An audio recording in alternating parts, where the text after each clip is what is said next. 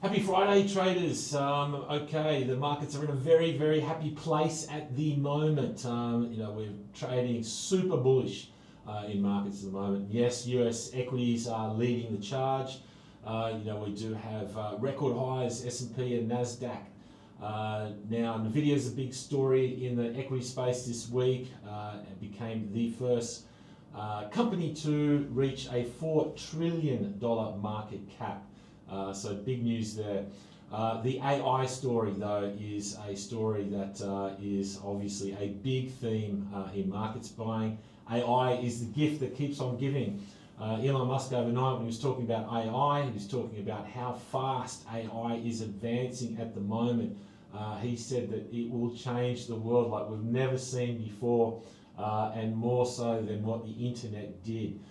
So I would not be fading the AI story because it looks like that is not going to change anytime soon. Okay, so with equities as well, it's worth repeating that July is a super strong month for equities. Seasonally, in July, with the last 10 years have been positive of an average return of 3.4%. So S&P target still top side remain for July if it goes according to plan, up towards 6,400. So in the first 10 days we've got up to around 6,300 almost. So we've got 3 trading weeks left in July to get to 6,400, another 100 points or so. Is that realistic? I mean, it could do it easy the way equity markets are trading at the moment. Now, equity markets really need to be scared of something for them to actually go down. And at the moment, they're really not scared of anything. But we did get some interesting headlines last night from Jamie Dimon, the head of JP Morgan, CEO of JP Morgan, where he basically said that he expects the next Fed rate move to actually be a rate increase, not a cut. So he does think that inflation is going to be a problem again, that tariffs are inflationary. He also says that the immigration policy by the government is inflationary in that it gets rid of a lot of the immigrants that were doing the low-cost jobs to attract people to do those low-cost jobs. Now they're going to have to increase wages, which is inflationary. And lastly, that the government running big budget deficits is also inflationary. We've just had the big beautiful bill pass, which is going to increase that deficit.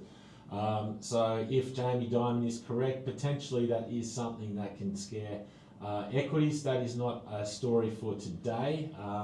But next week we do get some monthly US CPI data, so that will be closely watched. And also it'll take on a lot of importance because it'll probably be the last CPI number we get before we start to get tariff effects, because most of the tariffs go live on August the 1st. So obviously the market will not want to see CPI, US CPI coming in above expectations next week. So next week we've got some important data coming out. Look, on the currency front, Aussie, look, it's not at record highs, but it is at the highs for the year. Aussie is a risk currency. When we do have risks as bullish as it is at the moment, obviously that's a buy Aussie story. So at the moment we're up around 66 cents, but further out, no doubt, if we reach those S&P targets we talked about around that 6,400, I would not be selling Aussie. Aussie will continue trading higher, and no doubt next target's top side, this month is probably up around that 67 cents, so another cent top side, but certainly bias long Aussie in the currency space to just follow this risk party. Precious metals at the moment, gold really hasn't done much this week at all. It pretty much opened at 33.30 where the market currently is trading. So gold really been quite weak for it. But silver, on the other hand, is up marginally from where it opened. It's trading above $37. Silver technically it looks like it has almost completed a textbook bull flag.